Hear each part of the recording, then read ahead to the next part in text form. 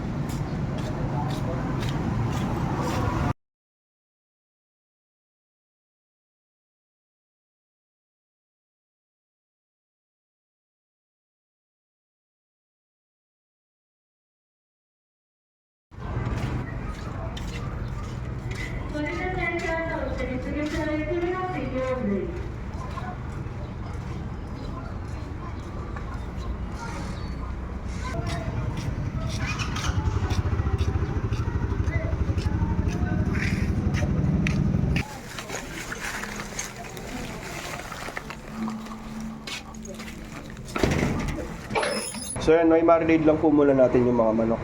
Yan, maglagay tayo ng isang kutsarang bawang. Galing po pala tayo ng Porac, no? Yun, nakalimutan po natin na linggo ngayon. Halos sarado lahat kanina. Asin.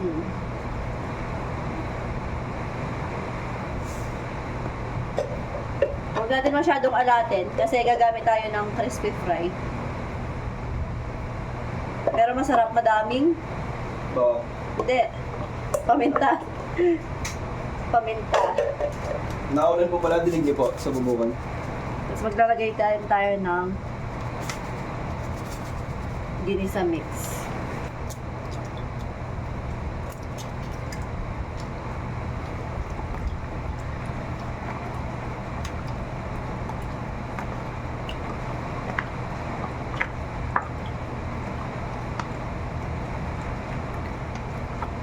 Tapos set aside muna natin. I-rest muna natin ng mga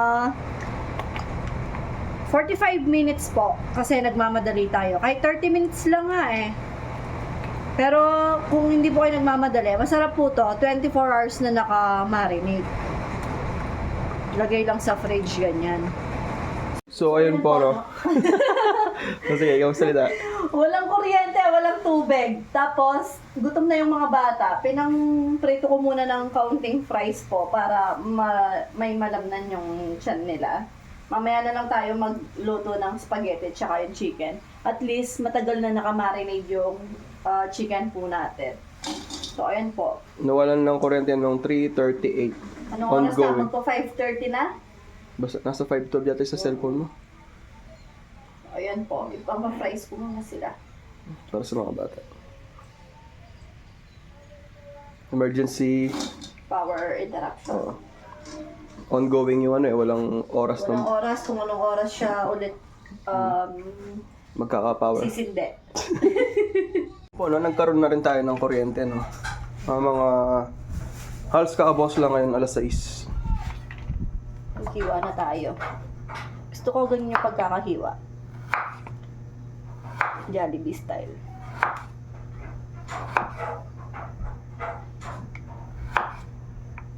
Yung mga taga-ibang bansa, no? Nagtataka sila sa hotdog natin. Kasi yung mga hotdog nila color brown, ganyan. Yung sa atin daw ba red. Ano to? Signature ng mga Pilipino. Yung hotdog nila kulay pula.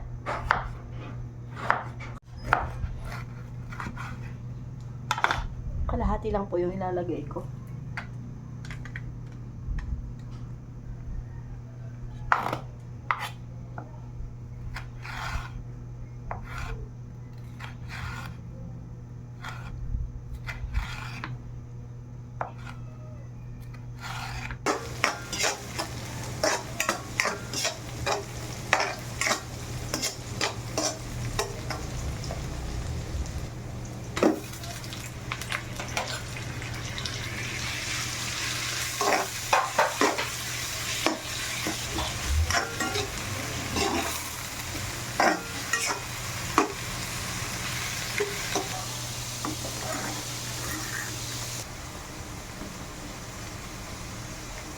Sali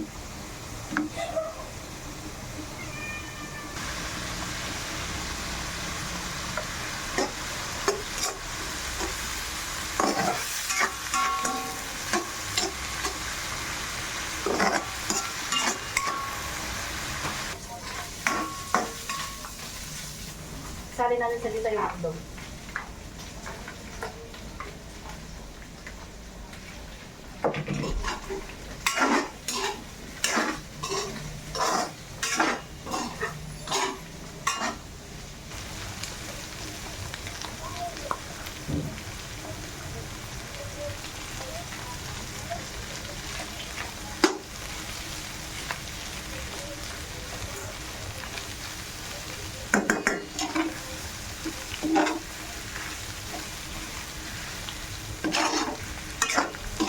Igisa nyo po yung reno sa ano nyo, sa spaghetti po. Para hindi lasang sariwa yung ano, yung liver spread.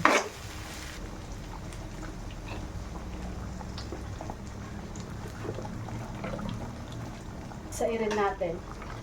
Hindi tayo maglalagay ng tubig para mas masarap.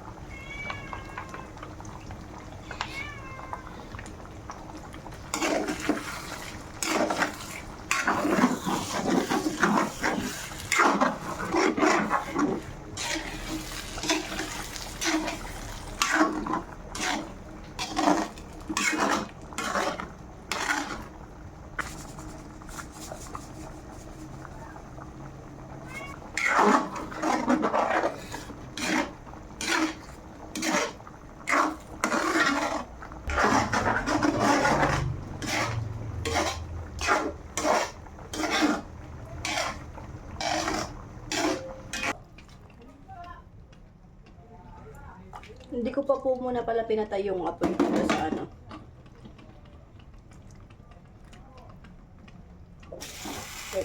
Diretso na dito.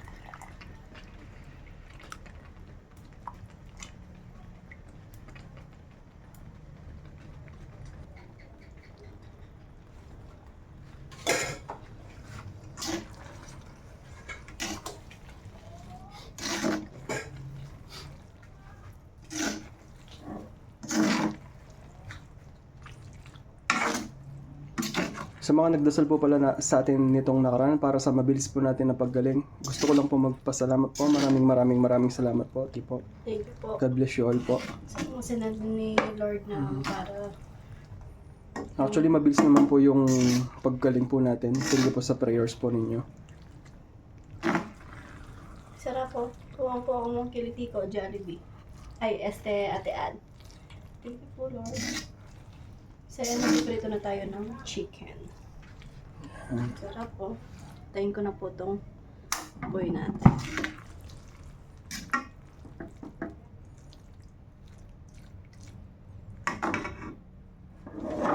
Gawa po muna po tayo ng dry butter. sa 8 pirasong drumstick po. 3/4 cup ng harina. Yung mga harina lang pong nabibili sa palengke, yung pinakamura po, ganyan. So, ayan, 3/4 cup. Ito. Tapos, maglagay tayo ng 1/2 cup ng cornstarch. Pampalutong po to. 1/2 cup. Yan. 1/2 cup ng cornstarch. Tapos, ito po yung pampalasa niya, yung breading mix, yung crispy fry na nabibili po sa mga grocery store, tindahan, ganyan. 3 kutsara po na punong-puno para malasa siya. Kutsara po yung ilalagay natin. Ganyan. 1, 2, 3. Yan po yung dry ingredients natin. Para sa ating dried butter. Tapos mekos-mekos natin siya ng bongga. As in yung mix talaga. Actually, sa 1 kilo po, pwede na to yung dried ingredients natin na to. Yung dried butter natin. Tapos, yung wet butter natin, hindi na tayo gagawa. magdadirekta na po tayo dito. Maglalagay lang tayo dito ng, sa ginawa nating dried butter, maglalagay tayo ng 3 kutsara. 1, 2, 3. Ayan, direkta na po dyan. Tapos, lalagyan natin siya ng malamig na tubig. Tansyaan lang po sa paglalagay ng malamig na tubig. Ayan po siya. Maglagay muna po ako ng half cup para hindi masyadong makapal yung wet butter natin. Ayan. Malamig na tubig po yung nilagay ko galing po sa jar. Tapos ayan. Mainit na pala yung mantika natin. Habang ginagawa natin to, nagpapainit na tayo doon. So ayan. Ayan, diretso na sa ating wet butter, tapos prito na po yan. Para hindi aksaya sa madaming hugasin, tsaka sa oras, ganyan. Ganyan po. Maglubog lang tayo dito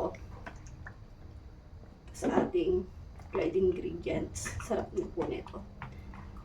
Amoy pa lang, bubuyog na. So, ayan po. Ganito po. Ayan. Lublog natin na ganyan.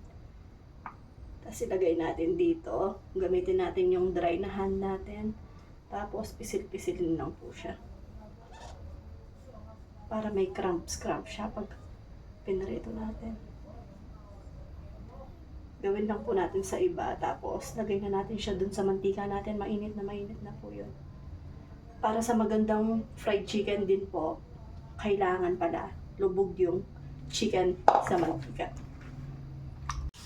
Tignan nyo po yung kinalabasan nung pinisil-pisil natin yung chicken sa ating wet butter po. Ang ganda po. Parang kay bubuyog lang. Ayan, ganyan po siya kaganda pag natiprito na siya. Tignan nyo po. Ano yun natin?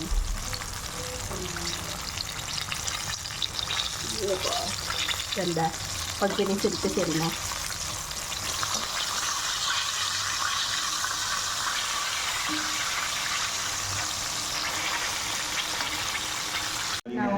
Kasi Sabado ito ay sikit.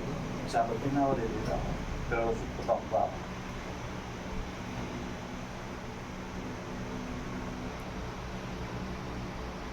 Masarap yung ma-cheese.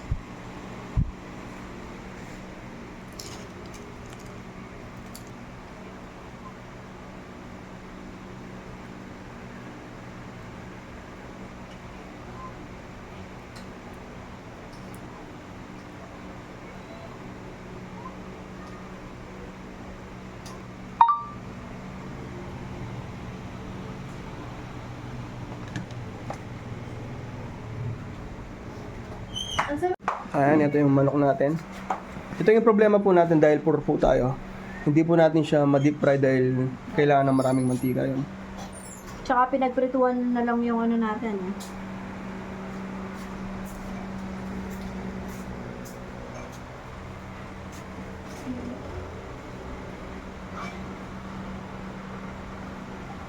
Dam. Masadyak.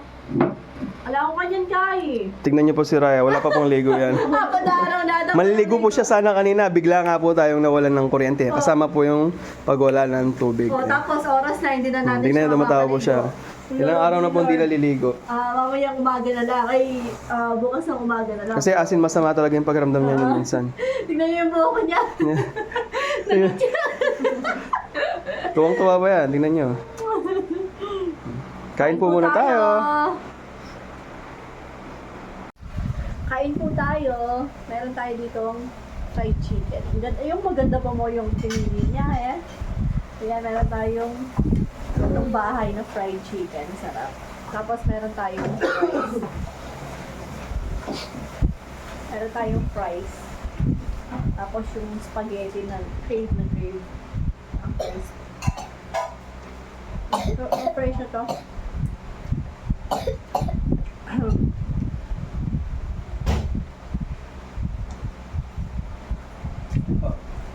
Baka manyam tayo. Hindi pa siya nakaligo. Kaya ganyan po yung itsura. Kaya ganun yung tsura niya. 4 na araw na ata siya di naliligo. Pero, maliligo sana siya kanina. Di ba, nawala tayo ng kuryente dito sa Porac.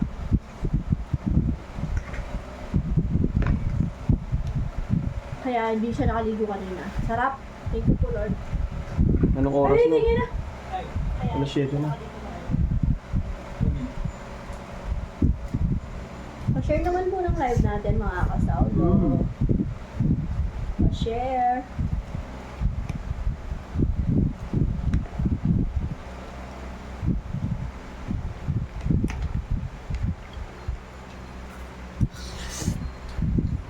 So, ayan po, no?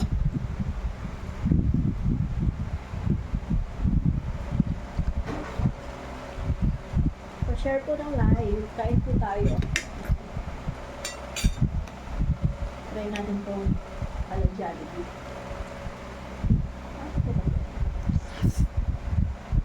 Padalam doon ako yung cellphone na yun eh. Kasi po ako yung gumagamit, kaya nahihirap siya. Ayan. Kain po tayo. Tignan natin kung masarap yung pagkakatimpla niya. Ito. Ang juicy! Sarap. Parang betchin.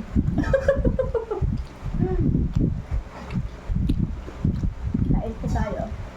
Crave na crave po akong hindi lasang Jollibee, hindi lasang McDo, pero it's spaghetti na pang birthday at saka fried chicken na pang birthday, sabi ko, saka fries. Kaya ayun po yung kapunan natin.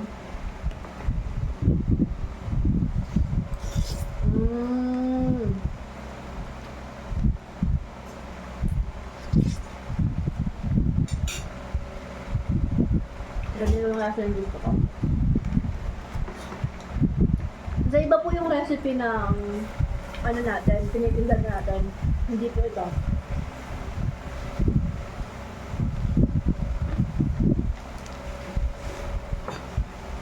Ayun po tayo, mga tami. Advance na po ito para sa birthday ni ate. 1 week. Mas madaming cheese, no? In-advance na po natin yung birthday ni ate.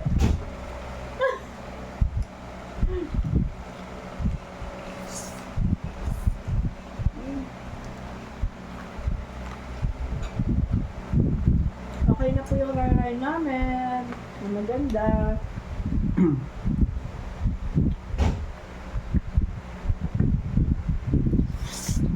May mga ko pala dito.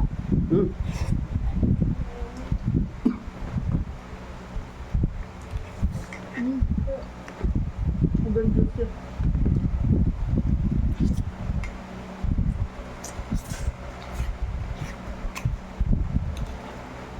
Ang fries dito, dito. Masarap po yung fries sa GT.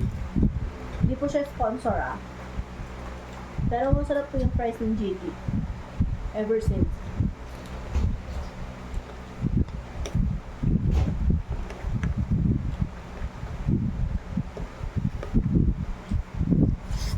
Mas iodized lang pala yung gusto namin ng mga bata sa fries.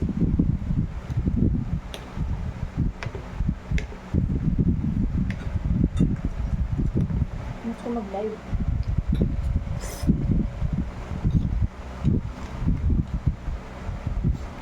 Tapos hindi pala ground beef yung pinangsahog natin.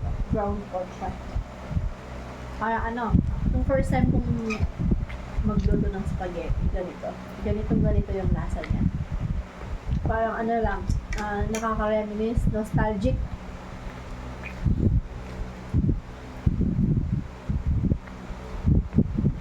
Ganito yung lasa, no?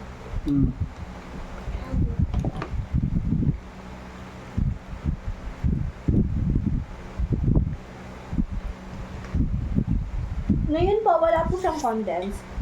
Kung may edit po siya ni Sao, try po natin siyang i-upload mamaya. Loloobin pa po ni Lord na ma-edit natin. Mag-upload tayo. Eto po, wala siya. Pero yung tinitinda po natin sa food tray, meron po.